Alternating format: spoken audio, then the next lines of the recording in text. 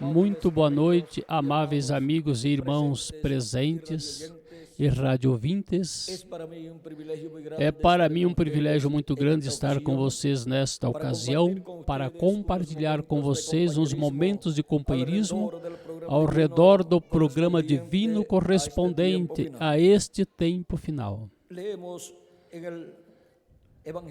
Vamos ler no Evangelho segundo São Mateus, capítulo 24, versículo 3, onde disse: E estando ele, Jesus, assentado no Monte das Oliveiras, chegaram-se a ele os seus discípulos em particular, dizendo: Dize-nos quando serão estas coisas e que sinal haverá da tua vinda e do fim do mundo. Em seguida, no capítulo 24, versículo 30 em diante, 30 ao 31, disse Jesus: Então aparecerá no céu o sinal do Filho do Homem, e todas as tribos da terra se lamentarão e verão o Filho do Homem vindo sobre as nuvens do céu, com poder e grande glória. E ele enviará os seus anjos com rijo clamor de trombeta, os quais ajuntarão os seus escolhidos desde os quatro ventos de uma outra extremidade dos céus. Para esta ocasião, nosso tema é o mistério da segunda vinda de Cristo. Este é o maior mistério de todos os mistérios da Bíblia, o qual está sob o sétimo selo de Apocalipse, capítulo 8, versículo 1. E por isso, quando o sétimo selo foi aberto no céu, houve silêncio como por meia hora. Podem tomar assento os presentes. Este é o maior mistério de todos os mistérios dos céus e da terra, o qual Deus tinha mantido oculto, tinha mantido em segredo em sua mente, mas que conforme a promessa divina Ele o revelaria aos seus filhos, aos crentes em Jesus Cristo, no último dia. Agora, nós estamos vivendo no último dia. O calendário está atrasado e se acrescentarmos ao calendário os anos de atrasos que tem, já estamos no último dia diante de Deus, que é o sétimo milênio para os seres humanos, de Adão até aqui, e terceiro milênio de Cristo até aqui. Porque um dia diante do Senhor é como 1000 anos, e 1000 anos como um dia. Agora, para o último dia é que Cristo, nosso Salvador, prometeu para os crentes nele, que morreram, prometeu a ressurreição, e a ressurreição é em corpos eternos. Vejam em São João, capítulo 6, versículos 39 ao 40, Cristo disse: E a vontade do Pai que me enviou é esta, que nenhum de todos aqueles que me deu se perca, mas que eu ressuscite no último dia.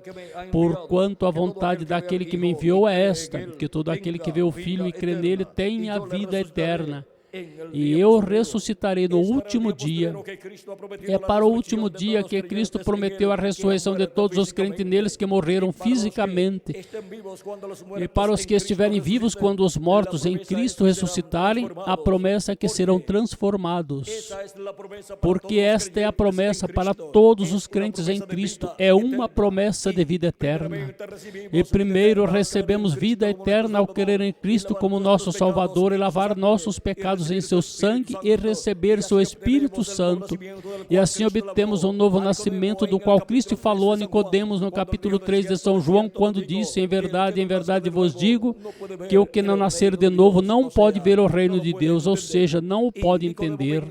E Nicodemos pensou que era nascendo por meio de uma mulher. E Cristo lhe ensinou que não era assim, mas que era nascendo da água e do Espírito. Disse Cristo: em verdade te digo que o que não nascer da água e do Espírito não pode entrar no reino de Deus ou o reino dos céus. Agora, a pessoa, para poder entrar no reino dos céus, necessita crer em Cristo como seu Salvador e lavar seus pecados no sangue de Cristo e receber seu Espírito Santo, e assim obter o novo nascimento. Obter um novo nascimento e nasce do céu e no céu. Obter um corpo teofânico da sexta dimensão, igual ao corpo teofânico de Jesus Cristo, e para o último dia, Se a pessoa morreu, a pessoa se encontra no paraíso vivendo no corpo teofânico e para o último dia será ressuscitado em um corpo eterno. E nesse corpo eterno será igual a Jesus Cristo, nosso Salvador. E ao ser igual a Jesus Cristo, nosso Salvador, a pessoa terá todas as bênçãos que Adão e Eva perderam no jardim do Éden. A pessoa as terá restauradas neste tempo final, quando ressuscitarem dentre os mortos em corpos eternos. E nós, os que vivemos, seremos transformados e teremos também um corpo eterno igual ao corpo de Jesus Cristo, nosso Salvador. Um corpo com vida eterna. E assim estaremos jovenzinhos para toda a eternidade, vivendo com Jesus Cristo, nosso Salvador. Agora, todo este programa de vida eterna pertence a Jesus Cristo, nosso Salvador. Por isso é que ele disse em uma ocasião: eu sou o caminho, a verdade e a vida, e ninguém vem ao Pai senão por mim. É por meio de Jesus Cristo que obtemos a vida eterna e podemos ir ao Pai Celestial com vida eterna e viver por toda a eternidade com Deus. Agora, o programa da primeira vinda de Cristo, o qual estava prometido para ser realizado por Jesus Cristo, foi realizado na primeira vinda de Cristo. E vejam vocês, o povo hebreu, o qual estava esperando a vinda do Messias, veio e esteve no meio deles 33 anos e não pôde compreender que aquele jovem carpinteiro de Nazaré, um operário da construção, era o Messias. E tinha sido discípulo de João Batista, tinha sido batizado por João Batista e em seguida começou seu próprio ministério e começaram as pessoas a crerem em Jesus. Agora vocês vejam como a vinda do Messias se cumpriu em um operário da construção, em um discípulo de João Batista, em um discípulo do precursor da primeira vinda de Cristo. E para este tempo final temos a promessa da segunda vinda de Cristo, a qual é paralela à primeira vinda de Cristo. Agora vejam como milhares de pessoas que estavam esperando a vinda do Messias, entre eles o sumo sacerdote e o concílio da religião hebraica, o concílio do Sinédrio, composto por 70 sábios hebreus, sábios doutores em divindades, em teologia, vejam, falharam em reconhecer a vinda do Messias cumprida em um jovem carpinteiro chamado Jesus de Nazaré. Vejam quão misterioso foi o cumprimento da primeira vinda do Messias. Mas Jesus Cristo dizia: se vocês não podem crer em mim, creiam nas obras. Creiam nas obras para quê? Para que saibam que Deus me enviou e saibam assim que Deus estava nele, realizando estas obras que eram maravilhosas aos olhos de todos os que as viam. Agora, por que não puderam crer em Jesus como o Messias prometido para o povo hebreu para aquele tempo? Porque seus olhos foram cegados e tropeçaram com o véu de carne, porque viram que o véu de carne era um jovem muito simples de Nazaré, criado em Nazaré, um jovem carpinteiro.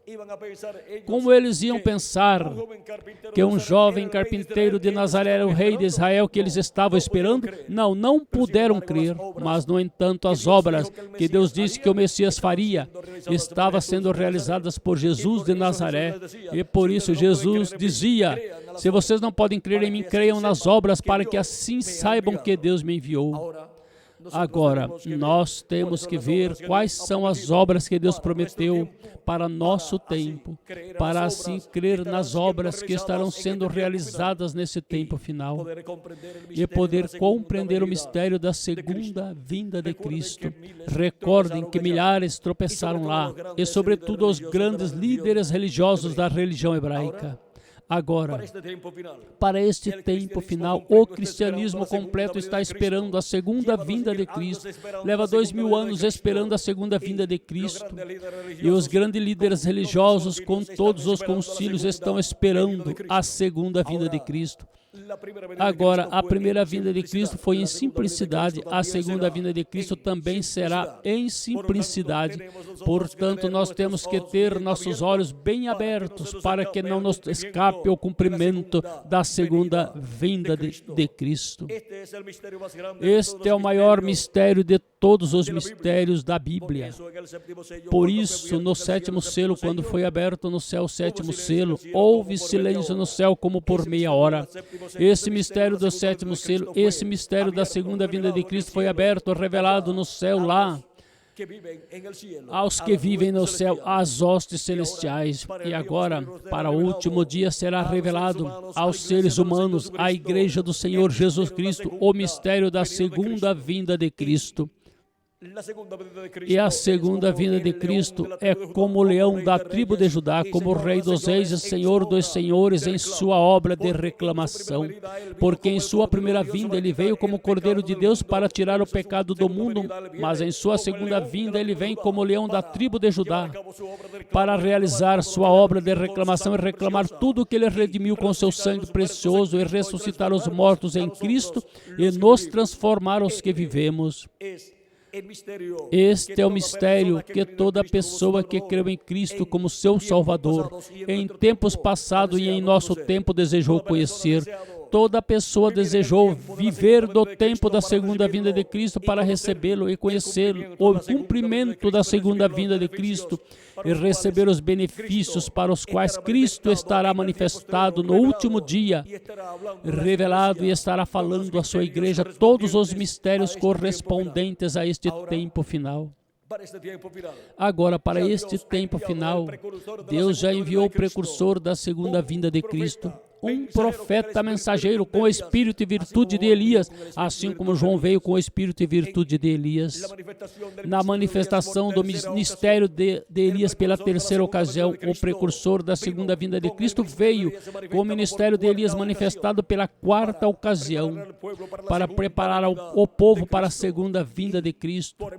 E por meio da mensagem do precursor da segunda vinda de Cristo, saberemos o que será a segunda vinda de Cristo no meio dos seres humanos. A primeira vinda de Cristo se cumpriu no leste, na terra de Israel, que está no Oriente Médio. A segunda vinda de Cristo é para ser cumprida no oeste, onde está o povo gentil e onde termina o mundo, com relação à trajetória do Sol. O Sol sai no leste, começa a sua trajetória e termina a sua trajetória no oeste. E assim percorreu toda a terra e depois regressa para o leste para começar a iluminar de novo, desde o leste, um novo dia. Agora podemos ver que também Cristo falou da vinda do Filho do Homem e disse que seria como o relâmpago que sai do Oriente, ou seja, do leste, e se mostra no oeste, se manifesta no oeste. A primeira vinda de Cristo foi no Oriente, a vinda do Filho do Homem foi na terra de Israel, que está no Oriente Médio. E a segunda vinda de Cristo como relâmpago para ser manifestada, revelada no oeste. Vejam vocês, assim prometeu nosso amado Senhor Jesus Cristo. Agora, o povo hebreu esteve esperando a primeira vinda de Cristo porque não compreendiam que a vinda do Senhor tinha duas partes, sua primeira vinda como Cordeiro de Deus e a segunda vinda como leão da tribo de Judá. Portanto, o povo hebreu ainda está esperando a primeira vinda de Cristo e já se cumpriu faz 2000 anos. Agora, quem está esperando a segunda vinda de Cristo? A Igreja do Senhor Jesus Cristo. O cristianismo está esperando a segunda vinda de Cristo.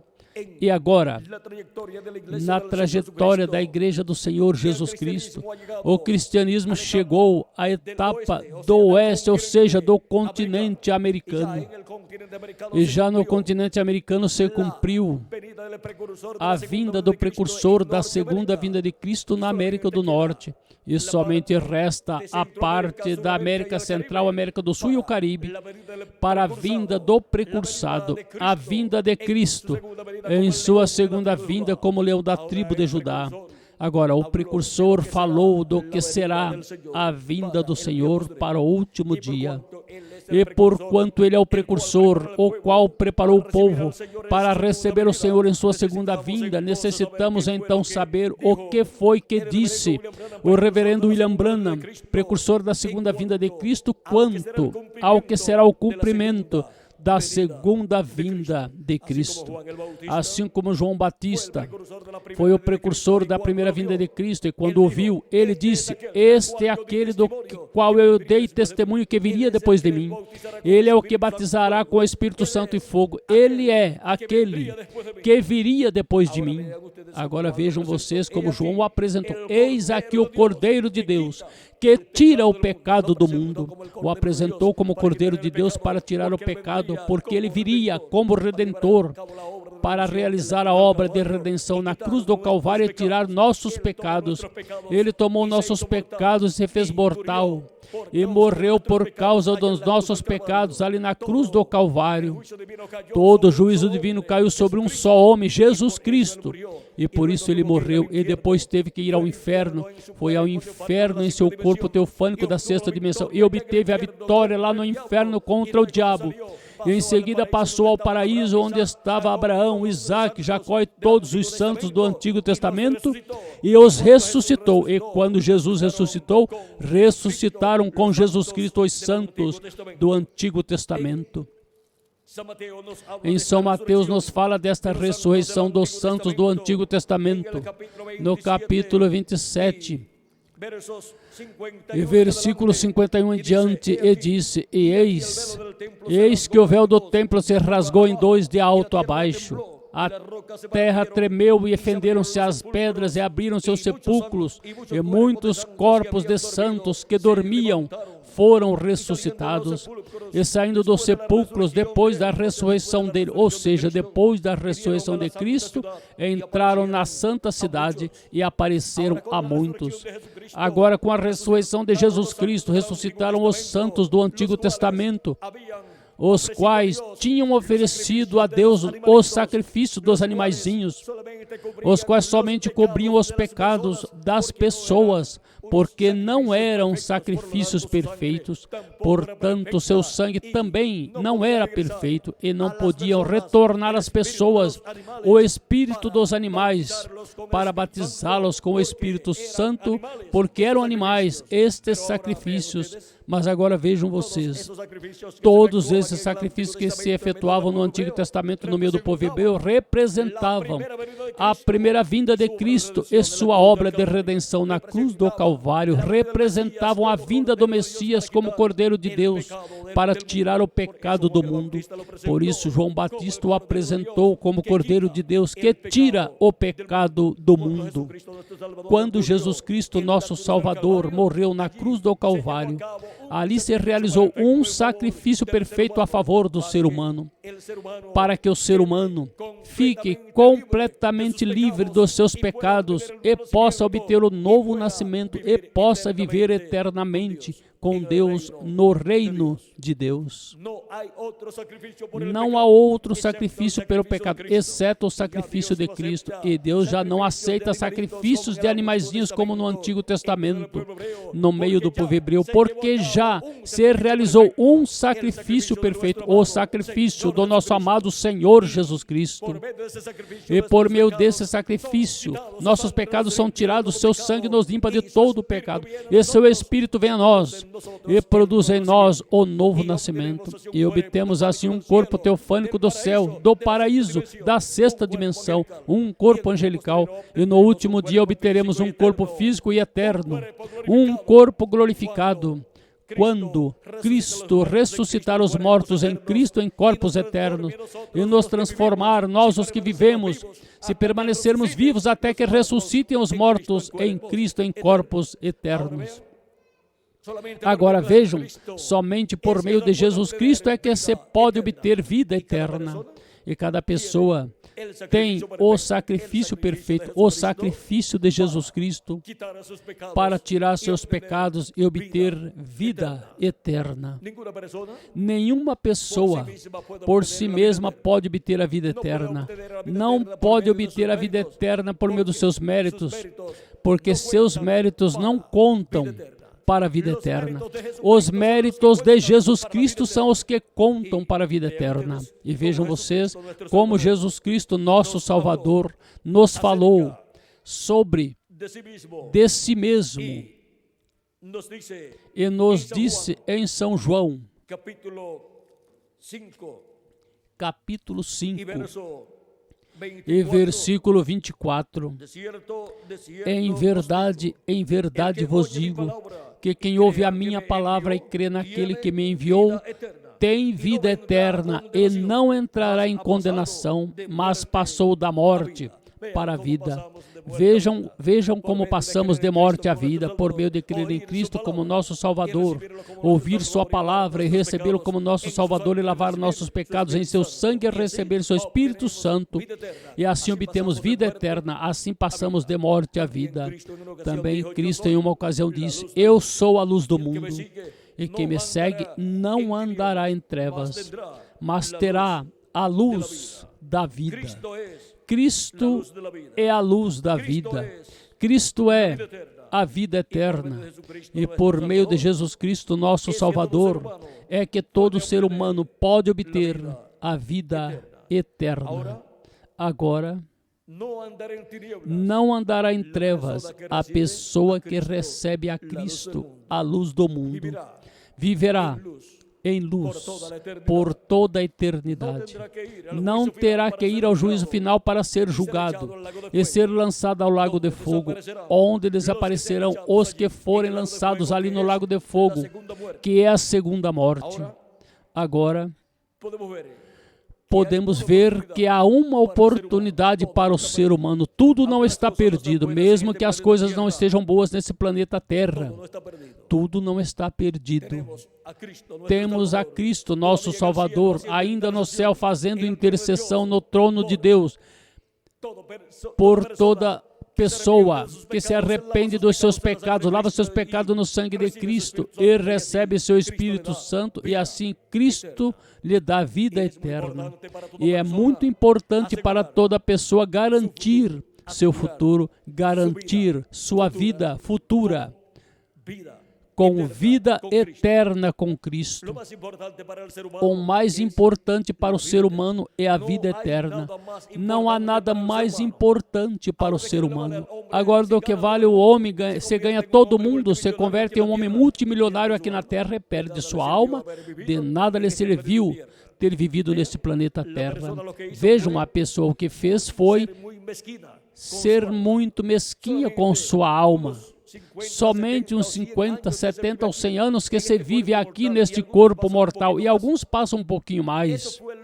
Isso foi o que deu a sua alma de vida à pessoa, ao invés de receber a Cristo como seu Salvador e dar-lhe vida eterna à sua alma, porque quem dá vida eterna à alma é Jesus Cristo, nosso Salvador. E agora, vejam vocês, o ser humano tem a oportunidade de viver eternamente por meio do sacrifício de Cristo na cruz do Calvário. Ele é a vida, Ele é a ressurreição, e Ele é quem nos leva à casa do nosso Pai Celestial. Sem Ele, o ser humano está totalmente perdido e está condenado. Agora, vejam como Cristo nos disse que a luz veio ao mundo, mas que os homens amaram mais as trevas que a luz. E a condenação é que a luz veio ao mundo e os homens amaram mais as trevas que a luz. Portanto, quem não crê já é condenado. Isso é o que Cristo nos disse. Quem não crê já é condenado. Vamos ver em São João capítulo 3, versículo 14 em diante, disse: e como Moisés levantou a serpente no deserto, assim importa que o Filho do Homem seja levantado, para que todo aquele que nele crê não pereça, mas tenha a vida eterna. Porque Deus amou o mundo de tal maneira que deu o seu Filho unigênito, para que todo aquele que nele crê não pereça, mas tenha a vida eterna. Porque Deus enviou o seu Filho ao mundo, não para que que condenasse o mundo, mas para que o mundo fosse salvo por ele. Quem crê nele não é condenado, mas quem não crê já está condenado, porquanto não crê no nome do unigênito Filho de Deus. E a condenação é esta, que a luz veio ao mundo, e os homens amaram mais as trevas do que a luz, porque as suas obras eram más. Agora vejam a importância de receber a Cristo como nosso Salvador e lavar nossos pecados em seu sangue, para assim receber seu Espírito Santo e obter vida eterna, e obter um corpo angelical teofânico da sexta dimensão, e no último dia obter um corpo físico e eterno e glorificado, quando Cristo ressuscitar os mortos em Cristo em corpos eternos, e nos transforme nós os que vivemos e permanecermos vivos até que os mortos em Cristo ressuscitem. Agora, a segunda vinda de Cristo é um mistério, assim como foi um mistério a primeira vinda de Cristo. E há pessoas que ainda não compreenderam o mistério da primeira vinda de Cristo e não compreenderam a necessidade que têm, mesmo que não o tenham compreendido, de receber Cristo como seu Salvador para ter vida eterna e viver por toda a eternidade no glorioso reino do Senhor Jesus Cristo. Agora, o ser humano tem diante de si a vida e a morte, ou seja, que tem a árvore da vida e a árvore do conhecimento do bem e do mal diante dele. E o ser humano, porquanto tem livre-arbítrio, cada pessoa tem a responsabilidade de receber a Cristo como seu Salvador, senão, pois está perdido. Não há outra saída, não há outra saída para o ser humano. Agora, na segunda vinda de Cristo, que é o maior evento prometido para este tempo final, Cristo virá como leão da tribo de Judá, como Rei dos reis e Senhor dos senhores, em sua obra de reclamação, para reclamar tudo o que ele redimiu com seu sangue precioso e ressuscitar os mortos em Cristo e nos transformar nós os que vivemos. Agora, este mistério é tão grande que o céu guardou silêncio por quase meia hora quando foi revelado no céu, no capítulo 8, versículo 1 de Apocalipse. Agora, o precursor da segunda vinda de Cristo, nos falando sobre a segunda vinda de Cristo, nos disse que seria, em uma forma simples, algo tão simples que muitos nem perceberiam o cumprimento da segunda vinda de Cristo. O mesmo Jesus disse que seria como nos dias de Noé e como nos dias de Ló. Nos dias de Noé, estava um profeta sobre a terra dispensacional, o qual foi Noé, e a raça humana tinha chegado ao seu final. E quando fala a raça humana que chegou ao final, a humanidade disse, não pode ser, Deus é amor. Como Deus vai destruir a raça humana? Deus é amor, mas também é fogo consumidor. E quando uma dispensação chega ao seu final, vem um juízo divino sobre a raça humana a nível mundial. E naquele tempo de Noé, a dispensação da consciência tinha chegado ao seu final, que era a segunda dispensação. E estava sendo introduzida uma terceira dispensação, a dispensação do governo humano, e o mensageiro desta nova dispensação era o profeta Noé. Sempre Deus envia um profeta dispensacional, que é a classe de profeta maior que Deus tem, e somente tem 7 profetas dispensacionais para 7 dispensações, e sempre que uma dispensação chegou ao seu final, Deus envia um profeta dispensacional que anuncia que a humanidade chegou ao seu final, e em seguida anuncia uma nova dispensação e introduz uma nova dispensação e chama o povo a uma nova dispensação para escutar a voz de Deus, a palavra de Deus, e obter o conhecimento de todas as coisas que hão de acontecer. Agora vejam, o profeta Noé estava dando a conhecer todas as coisas que iriam acontecer naquele tempo, e mesmo que essas coisas fossem terríveis, que Deus ia destruir a raça humana, que iria enviar um dilúvio sobre a terra, e iria morrer todo ser vivente, seres humanos e animais e aves. Isso era algo inconcebivelmente humano, mas vejam, isso era verdade. cumpriu o que Noé disse. E para aquele tempo houve uma só forma de escape. E Noé tinha a revelação dessa forma. Era entrando na arca, a arca que Deus disse a Noé que construísse, a qual construiu e entraram nela, ele, sua esposa, seus 3 filhos e suas noras. E entraram também os animais do campo, que Deus disse a Noé que colocasse dentro da arca, e as aves também, e os répteis, e em seguida se fechou a porta. Mas Noé esteve pregando 100 ou 120 anos que viria o dilúvio, viria o juízo divino sobre a raça humana. Muitas pessoas talvez pensaram, este é um homem louco que crê que vai vir a destruição para a raça humana, mas já leva anos dizendo o mesmo e não aconteceu. Mas era a misericórdia de Deus se estendeu, porque Noé não tinha terminado a arca. Levou 100 ou 120 anos a Noé construir a arca para se salvar ele e sua família e os animais que entrariam na arca. E agora, quando Noé terminou a construção da arca, Deus apareceu de novo e disse, dentro de 7 dias virá o dilúvio. E esses 7 dias eram muito especiais, eram para serem colocados dentre os animais, os répteis e as aves, e Noé e sua família. E em seguida, no 7º dia, Noé já estava dentro com toda a sua família e os animais. E Deus fechou a porta. Deus foi quem fechou a porta da arca de Noé. E começou o dilúvio. Começou a cair água. E os que diziam que Noé era um louco agora, quando sentiam que caía chuva, coisa que não acontecia naqueles tempos, porque a terra se regava com vapor que subia durante a noite, e agora, ver que está caindo água do céu, já estavam assustados.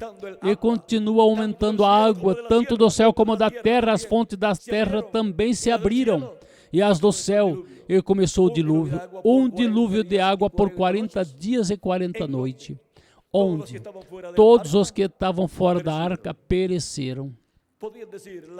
As pessoas podiam dizer, quando começou a chover, Noé, agora nós cremos que você é o profeta de Deus, agora cremos que você tem a mensagem de Deus, agora cremos que vem a destruição para a raça humana, abre a porta que queremos entrar contigo.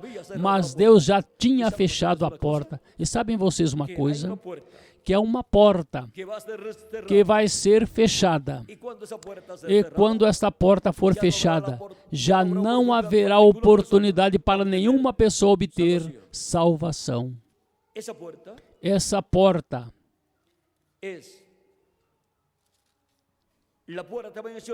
é a porta mencionada em São Lucas, capítulo 13,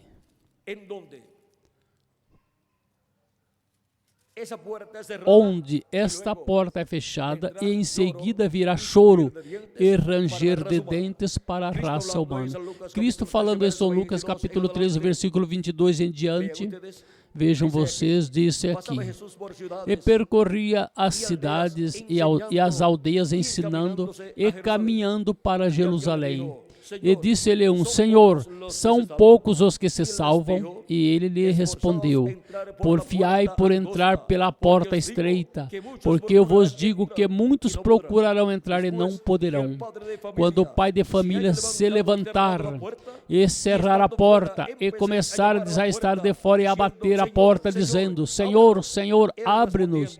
E respondendo ele vos disser, não sei de onde vós sois.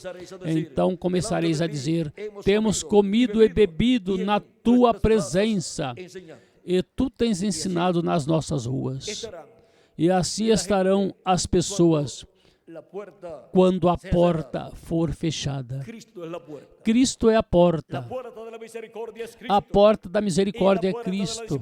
E a porta da dispensação da graça, que é Cristo, será fechada algum dia. Cristo sairá do trono de intercessão no céu, quando tiver entrado até o último dos escolhidos de Deus. E então a porta, a misericórdia da graça, a porta da dispensação da graça será fechada.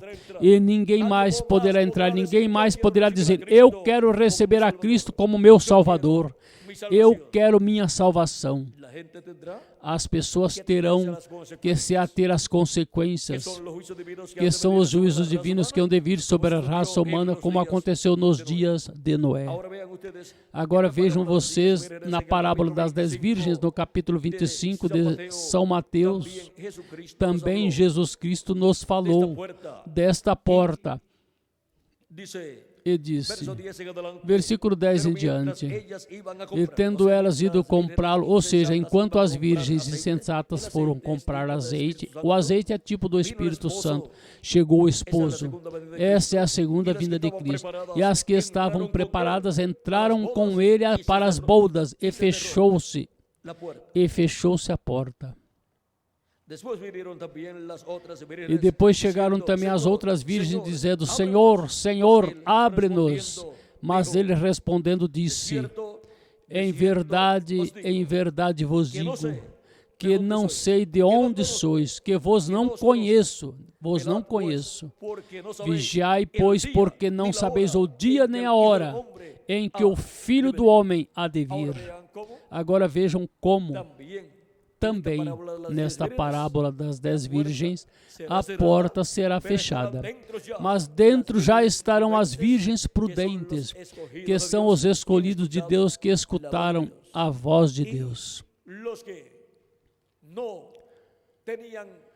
E os que não tinham o Espírito de Deus, não tinham nascido de novo, e consequentemente, quando perceberam que a vinda do Senhor se cumpriu, já era muito tarde para eles, e tiveram que se ater às consequências de passar pela grande tribulação, onde será o choro e o ranger de dentes, o qual será um lapso de tempo de 3 anos e meio, e são os últimos 3 anos e meio do reino dos gentios, onde a besta, o anticristo, o diabo estará encarnado no falso profeta, no homem do pecado, e estará governando sobre a raça humana. E quem não tiver a marca da besta ou seu número, não poderá nem comprar nem vender. Ou seja, que haverá um controle completo, tanto economicamente, como politicamente, como no religioso também.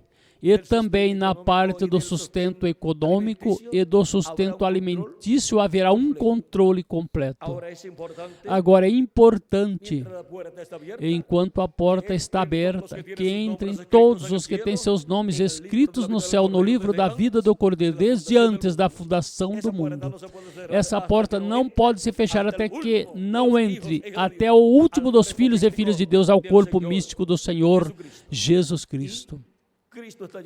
E Cristo está chamando e juntando seus escolhidos nesse tempo final com a grande voz de trombeta do Evangelho do Reino.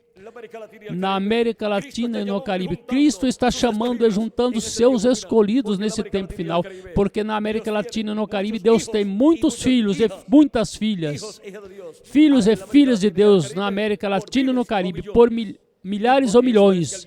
E por isso é que o chamado da grande voz de trombeta do Evangelho do Reino está na América Latina e no Caribe, chamando e juntando a todos os seus escolhidos e revelando todos os mistérios, esses mistérios, todas essas coisas que em breve devem acontecer nesse tempo final. E agora, como Ele estará nos dando a conhecer todas essas coisas que devem acontecer nesse tempo final, já que Ele nos disse em Apocalipse capítulo 4 e versículo 1, com esta voz de trombeta: sobe aqui e mostrar-te-ei as coisas que depois destas devem acontecer. É a voz de Cristo, essa voz de trombeta, nos chamando a subir a etapa gloriosa da era da pedra angular da Igreja de Jesus Cristo, para subir a era de ouro da Igreja de Jesus Cristo, a subir a etapa que corresponde neste tempo. E agora, em Apocalipse capítulo 1, versículo 10 ao 11, diz, eu fui arrebatado em espírito no dia do Senhor, ou seja, no 7º milênio, que é o dia do Senhor. E ouvi detrás de mim uma grande voz, como de trombeta, que dizia, eu sou o Alfa e o Ômega, o primeiro e o último. Quem é o Alfa e o Ômega? Quem é o primeiro e o último? Nosso amado Senhor Jesus Cristo. É a voz de Jesus Cristo como uma grande voz de trombeta, falando ao seu povo, aos seus filhos, no último dia, no dia do Senhor. E agora, que coisas estará falando? Ele disse, sobe aqui e mostrar-te as coisas que depois destas hão de acontecer, deve acontecer. As coisas que acontecerão depois das que já aconteceram nesses 2000 anos que transcorreram de Cristo até aqui. E agora as que acontecerão nesse tempo final, Cristo nos dará a conhecer a todos os que subirem a etapa gloriosa da era da pedra angular, a etapa correspondente ao último dia para a igreja do Senhor Jesus Cristo.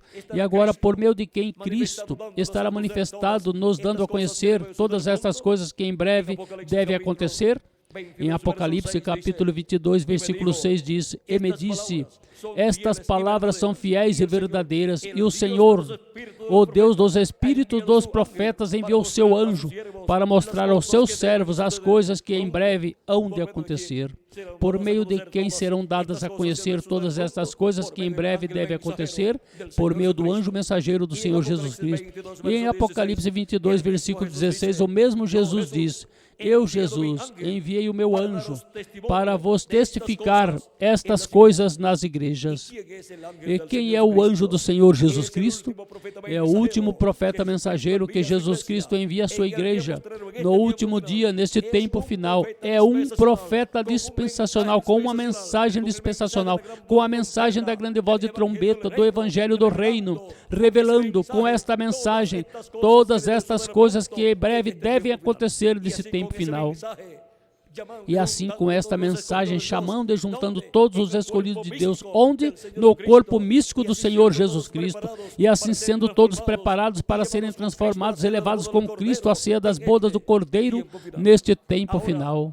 Agora, vimos quem é o anjo do Senhor Jesus Cristo, através do qual Cristo estará manifestado, nos dando a conhecer todas essas coisas que em breve devem acontecer neste tempo final.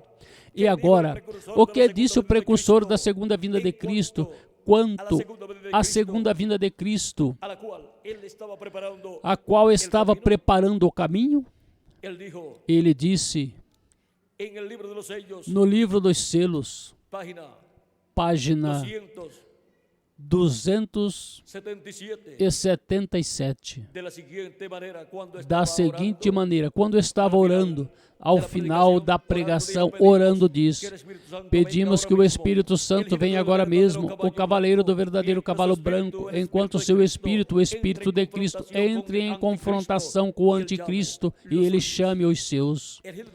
O cavaleiro do cavalo branco de Apocalipse 19 é o Espírito Santo, o Espírito de Cristo vindo no último dia. Na página 134 do livro dos selos também diz, e notem vocês, quando este Espírito Santo que temos chega a encarnar-se, o que está em nosso meio agora mesmo na forma de Espírito Santo, quando ele chega a encarnar na pessoa de Jesus Cristo, então nós o coroaremos como Rei dos Reis e Senhor dos Senhores. O Espírito de Cristo, o Espírito Santo, o anjo do pacto para o último dia virá, manifestado em carne humana, manifestado em um corpo de carne humana. Agora vamos ver como será cumprido este mistério do reino de Deus.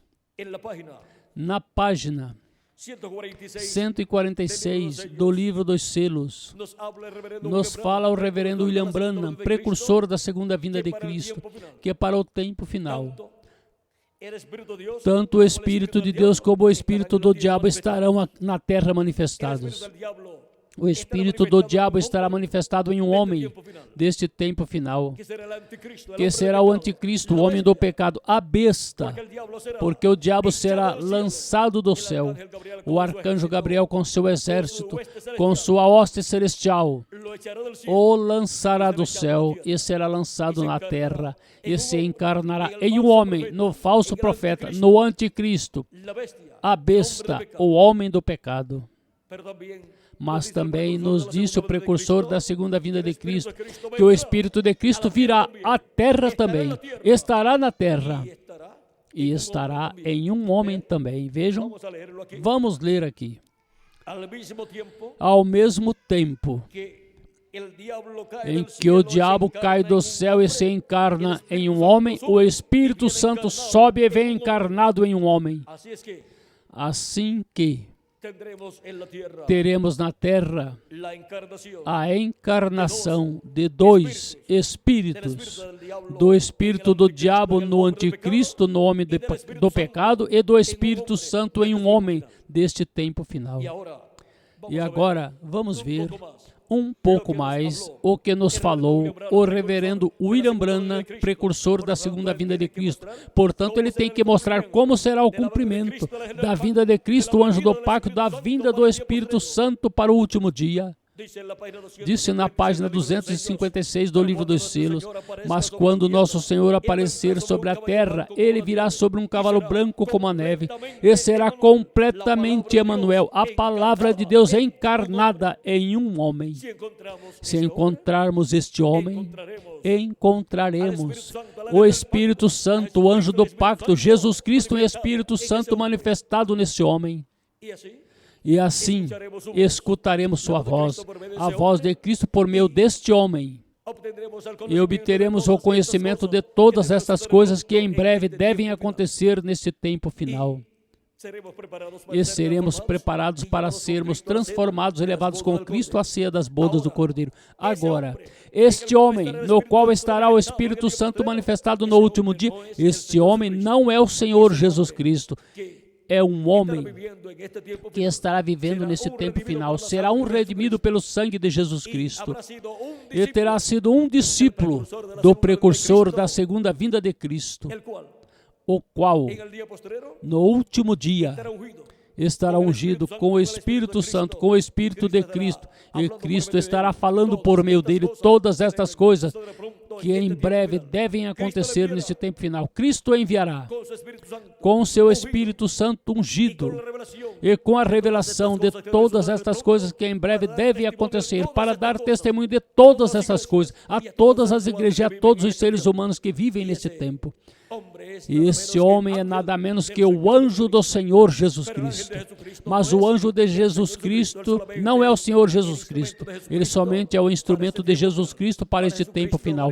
Para Jesus Cristo se manifestar nele, através dele, e falar ao seu povo, ao cristianismo, à sua igreja, todas essas coisas que em breve devem acontecer, e chamar e juntar a todos os escolhidos de Deus, e nos preparar para sermos transformados e raptados e levados com Cristo à ceia das bodas do Cordeiro.